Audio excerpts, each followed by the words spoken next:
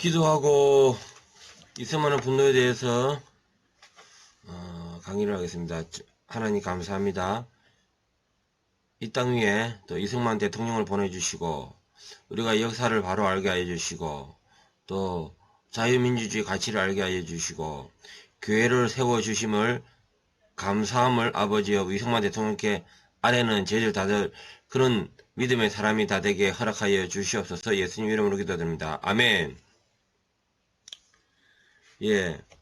제가 좀 전에 기대했듯이, 우리가 사실 이러한 모든,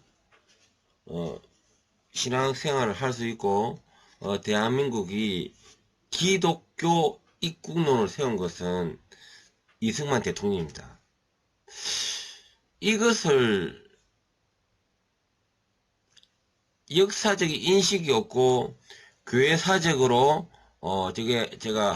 우리가 이제 신학을 공부하게 되면 한국교회사라는 과목을 배웁니다. 교회사적으로, 이렇게 중요한, 포지션을, 두지 못한 것에 대해서 참 안타깝습니다. 안타깝고, 그러나, 역사는, 이야기를 하고 있고, 우리가 지나간 발자취에 대해서, 돌이켜보고, 왜 이승만을 공부해야 되는가. 예. 지금 건국전쟁이 영화관에서 터지기 전에 저는 미치는 사람이었고, 그런데 하나님이 지금 왜 이승만을 건국전쟁하는 영화를 터뜨렸냐 하면은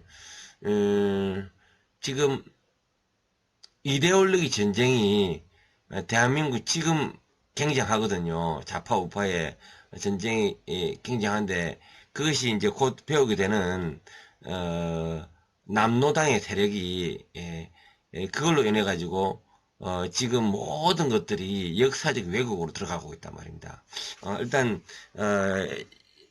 미국에서 지금 계속 활동하고 있습니다. 이승만 대통령이. 자, 들어가겠습니다.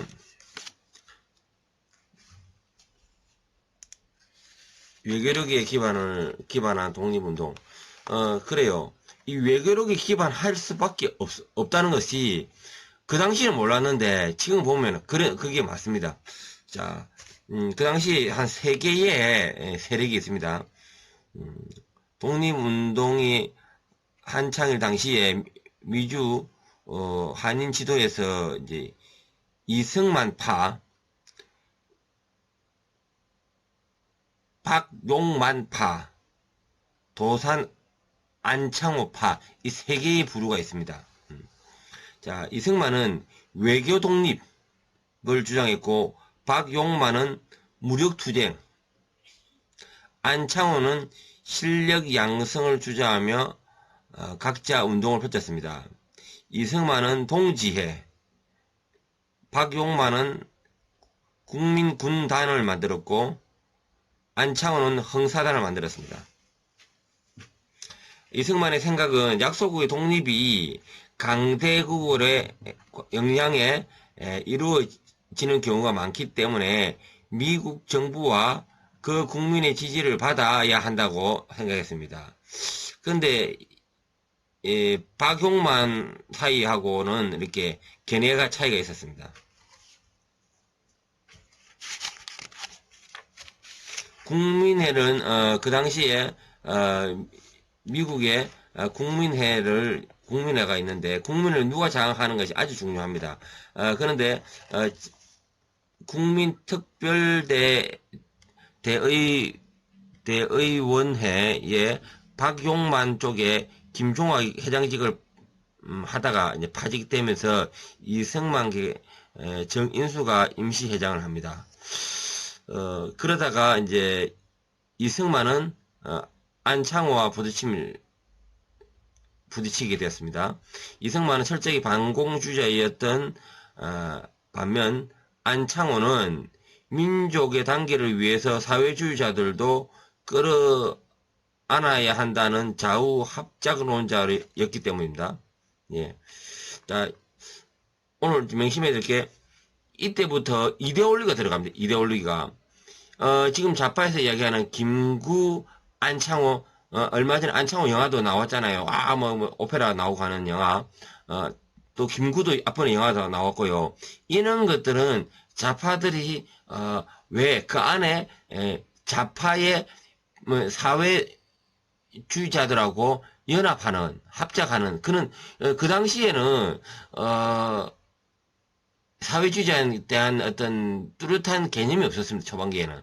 그렇기 때문에 우리 그 독립의사들이 그 전에 단순히 일본만 물리치면 된다라는 가운데 이데올로기가 뭔지를 몰랐어요. 이승만은 하와이에 한국 사람은 믿을 만하다. 나라를 독립하고 독립을 계속 유지할 수 있는 국민이다. 이러면서 교육사업과 더불어 외교 활동에 매진했지만 하와이 내에 이승만은 분열주의자라고 꼬리표를 달고 살 수밖에 없었습니다. 왜? 본인은 외교 중심. 아까 전에 두 개의 부류가 돼 있죠. 한쪽에는 무장투쟁, 한쪽에는 좌우 합작, 그러니까 사회주의자를 또 땡겨서 합작, 그게 이제 안창호거든요. 이제 3일, 여기 3일입니다. 좀 3일 운동회, 운동과 미국에서의 독립운동. 1918년 1월, 미국 대통령 윌슨은 제1차 세계대전을 마무리하기 위해, 평화조약의 체결을 원칙으로 민족 자결주의를 주창했습니다. 윌슨은 이승만이가 만났을 때는 거부했지만은 전 세계에 돌아가는 걸 볼 때 민족 자결주의를 해야 되는 그런 상황을 그거를 그의 신념을 받아들이고 이렇게 정치적으로 나가게 됩니다. 이로 압박당하던 세계의 민족들은 독립의 희망을 갖게 되었습니다. 1919년 1차 세계대전 전후 처리에 관한 회의인 파리 강학 회의에 이승만이 참여하려고 했거든요. 참여했거든요. 그래서 윌슨 대통령에게 파리 강학 회의에서 조선 문제를 상정의 구수 요청했으나 대통령은 개인적인 적으로는 그렇게 하고 싶지만은 조선은 제1차 세계대전 참가국이 아니라서 뭐 행기 없기 때문에 좀 돕기 힘듭니다. 이렇게 됐습니다. 그리고 한반도에서 독립을 위한 뚜렷한 사건이 있지 않는 이상 그로서는 평화회의에 조선 문제에 상정하는 것이 곤란하다는 것을 전하며 극기와 여건 발급 불가 통보를 해왔습니다. 정말 이승만은 계속 외교적인 독립운동을 해왔습니다. 이승만은 그들에게 국내에서 자신을 지지했던 송진우, 김성수, 함태영, 양정백 등에서 적당한 시기에 자신의 외교활동에 지원하는 민중운동을 국내에서 전개해줄 것을 요청하는 편지를 전달을 부탁했습니다. 도쿄 유학생들은 이승만 등의 파리 강화회의 참석 소식에 자극을 받아 1919년 2월 8일 오후 2시 도쿄의 조선 기독교 청년회관 대강당에서 하구회를 총회를 구실로 모였습니다. 이것이 오늘날 말한다면 3.1 운동의 전초전인 마련하게 된 거죠. 그래서 그 이후에 그 이후에 3.1 운동이 바로 일어납니다. 3.1 운동이 기폭제가 된 일본 유학생들의 28 독립선언이었습니다.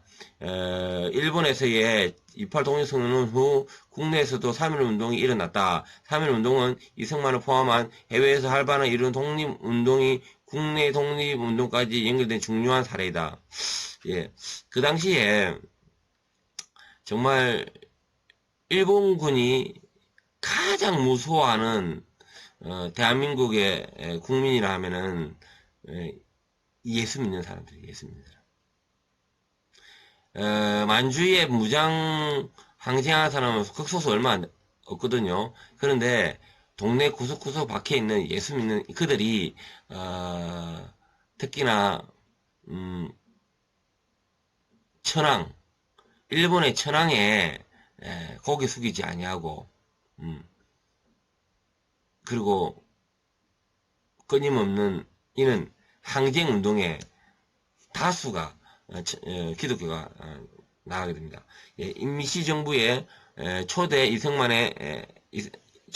대통령이 선출이 됩니다. 3.1 운동은 독립에 대한 조선 국민의 열망을 폭발시키는 계기가 되었습니다. 가장 규모가 크고 활발했던 노릉 임시정부, 상해 임시정부, 한선정부 모두에서 이승만이 최고 지도자를 맡았습니다. 그 당시에 이 정부가 여러 군데가 있었습니다. 모두 8군데가 탄생이 되었네요.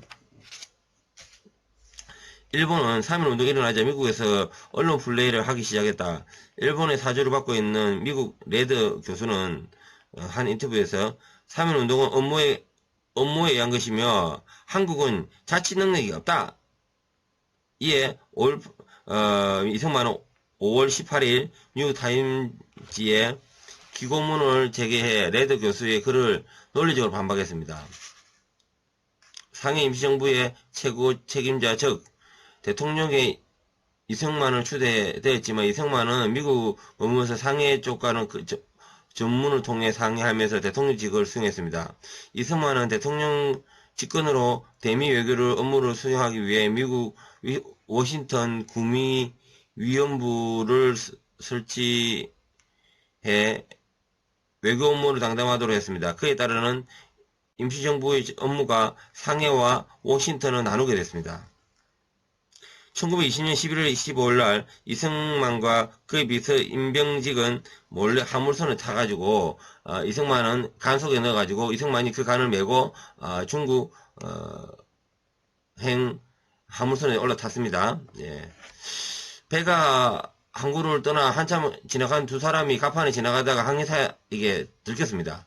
돈이 없어 몰래 배를 탄 아버지 아들이라고 생각한 중국인 항해사는 그들을 선장에 끌고 갔습니다. 선장은 하와이에서 선전에 미리 이야기되어 있었지만은 심지어 모른 척하고 야단을 친 다음 무임승선에 대한 처벌로 노동을 명령했습니다. 젊은 임병직은 청소를 하고 나가서 나이가 많은 이승만은 망을 보았습니다. 5개월 동안 이승만은 대통령으로 프랑스 조계에 있는 임시정부 청사에서 일했습니다. 임시정부는 궁핍했고 지역적이나 이념적으로 갈등이 많아 상황이 좋지 않았습니다. 1921년 새해에는 임시정부는 신년 축하회를 열었고 1월 5일에 이승만은 상하이에 도착하자 첫 국무회의를 열었습니다.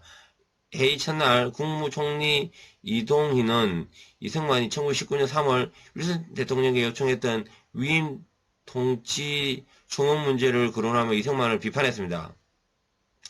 이승만이 파리 강화 회의에 참석하지 못하게 되자 미국 대통령 윌슨에게 한국이 정식으로 독립하게 되기까지 몇 년 동안 미국이나 국제연맹의 위임 통치를 원한다는 내용의 청원서를 보내었는데 이동희는 그것을 문제 삼았던 것입니다. 공산주의자이며 무장투쟁론자인 이동희는 만주나 연해주에서부터 국내의 무장대를 침투시켜 일본이 관공서를 폭파하고 임시정부를 소련 땅으로 옮겨야 한다고 주장했습니다. 이에 대해 이승만은 무모한 무장투쟁은 한인의 희생만 늘릴 것이라고 반대했습니다.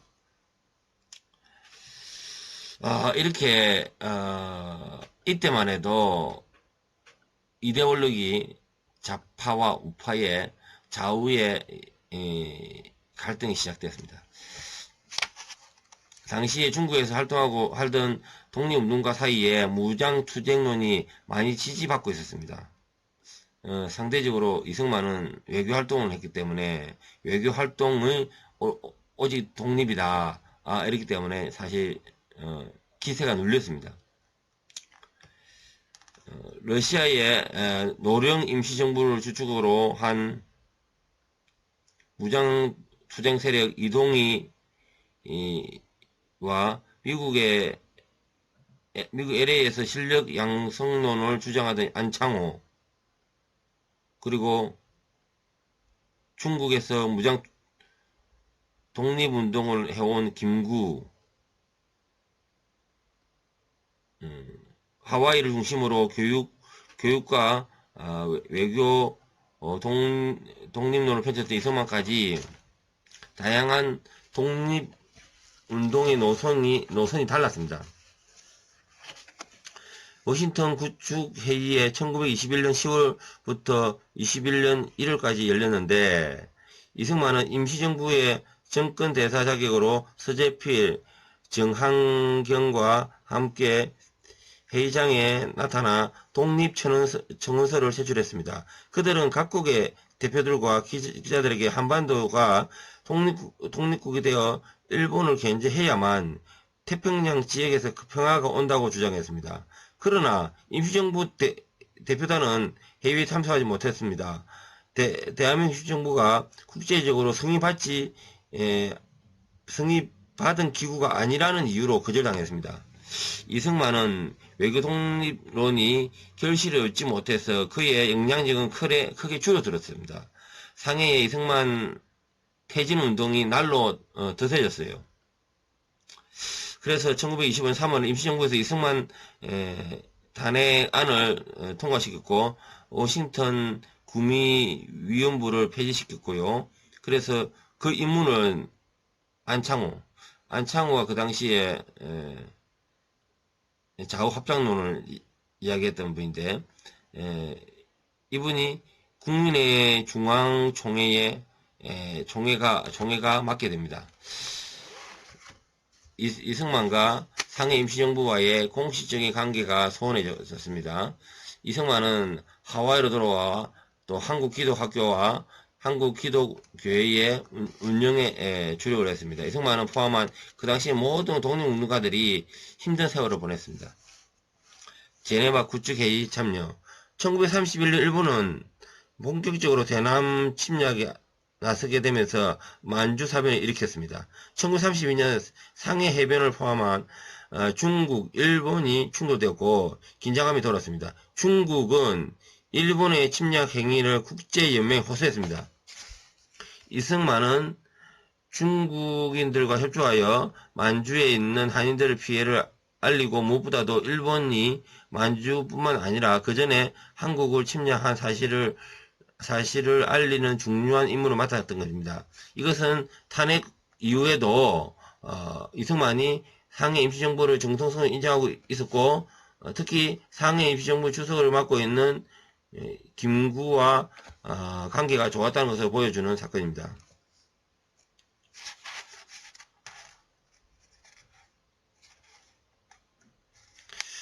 그러니까 한마디로 이승만이가 자리가 빠진 한 사이에 김구가 그 자리에서 이제 주석을 맡게 되죠. 그래서 김구가 임시정부의 뿌리라고 그런 이야기를 지금 좌파들이 하는 이유 근거는 이게 있습니다.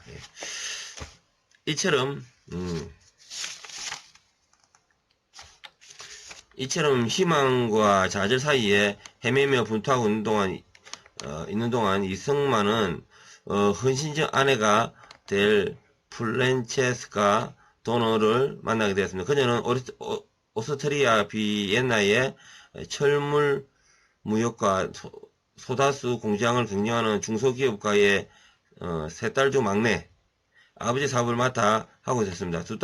두 사람은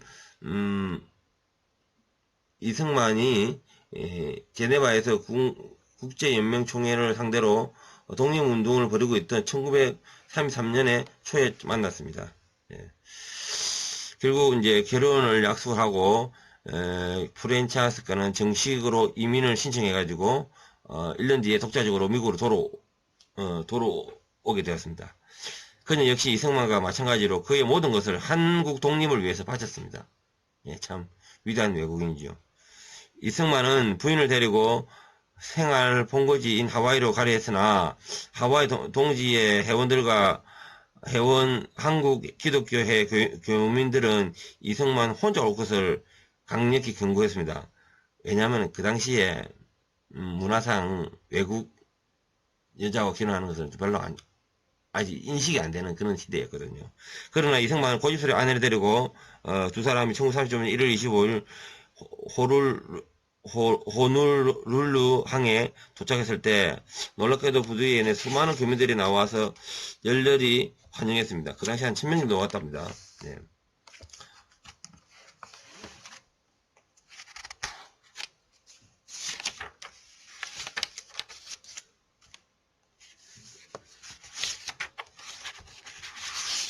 자, 오늘 여기까지 하겠습니다. 지금 이제 일본 내막기가 상당히 중요한데 다음번에 이어지도록 하겠습니다. 예, 기도 마치겠습니다. 예수님 감사합니다. 이승만 대통령이 많은 고초와 외교로만 나라를 독립할 수 있다는 그 당시에는 무모했지만은 결국적으로 그랬습니다. 지금도 대한민국이 윤석열 정부가 대외적으로도 외교에서 뛰어나게 해주시고 잘 세계에서 인정받아서 지금 북한과의 관계도 호전이 되고 또 중국과 러시아의 관계도 또 잘 방어하면서 이 나라 국권이 세울 수 있도록 주님 도와주시옵소서. 예수님을 기도드립니다. 아멘.